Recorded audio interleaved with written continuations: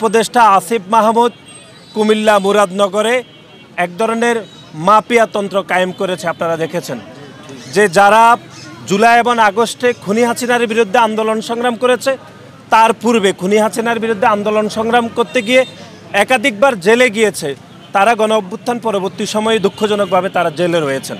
যে গণ অভ্যুত্থানে 2000-এরও বেশি ছাত্র জনতা শহীদ হয়েছেন, সেই গণ অভ্যুত্থান পরবর্তী সময়ে বাংলাদেশে যে একটি ইতিবাচক রাজনীতি প্রচলন হয়েছে সারা বাংলাদেশে, কিন্তু আমরা দেখলাম যে বাংলাদেশের শুধুমাত্র একটি অঞ্চলে, বিশেষ করে কুমিল্লার মুরাদনগরে সে একটি ইতিবাচক এবং যে সৌহার্দ্যর রাজনীতি সেটি কিন্তু কোনোভাবে চলমান নেই।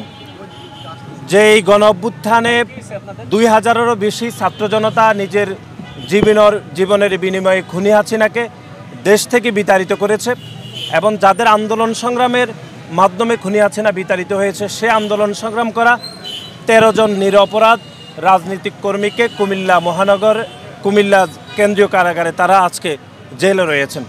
এরকম একটি অনাকাঙ্ক্ষিত এবং একই সাথে দুঃখজনক ঘটনা কুমিল্লাতে গত 1 বছরে চলমান রয়েছে, আপনারা জানেন। এবং আমরা যেটি স্পষ্টভাবে লক্ষ্য করছি, ছাত্র জনতার অভূতপূর্ব গণ অভ্যুত্থানের মাধ্যমে আমরা যে নতুন বাংলাদেশ পেয়েছি, সেই নতুন বাংলাদেশে কোনোভাবে নতুন বাংলাদেশের সাথে কুমিল্লা মুরাদনগর কোনোভাবে অ্যাডজাস্ট হচ্ছে না। নতুন ছাত্র সংগঠনের যে কয়জন উপদেষ্টা হয়েছেন ছাত্রদের থেকে, সেই উপদেষ্টা আসিফ মাহমুদ কুমিল্লা মুরাদনগরে এক ধরনের মাফিয়াতন্ত্র কায়েম করেছে, আপনারা দেখেছেন। এবং এই মাফিয়াতন্ত্র ছেড়ে তাকে মুরাদনগরের মাটি এবং মানুষের সাথে কথা বলার আমরা উদাত্ত আহ্বান জানাচ্ছি। এবং তিনি আপনারা জানেন যে একটি নতুন যে রাজনৈতিক দল গঠিত হয়েছে, সে রাজনৈতিক দলের সাথে তিনি সরাসরি সম্পৃক্ত রয়েছেন। তিনি একদিকে নিরপেক্ষ উপদেষ্টা হচ্ছেন, কিন্তু তিনি ভং ধরছেন যে তিনি আবার তার সাথে রাজনৈতিক দলের কোনো সম্পর্ক নেই।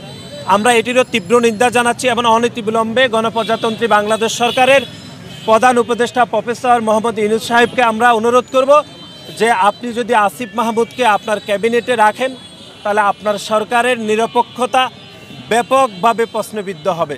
কারণ আসিফ মাহমুদ পুরো কুমিল্লার রাজনীতিকে ব্যাপকভাবে দূষিত করেছে, বিশেষ করে কুমিল্লার মুরাদনগরের মানুষকে দ্বিধাবিভক্ত করেছে, গণতান্ত্রিকামী মানুষকে তিনি হয়রানি করছেন। আমরা এটির তীব্র নিন্দা জানাচ্ছি।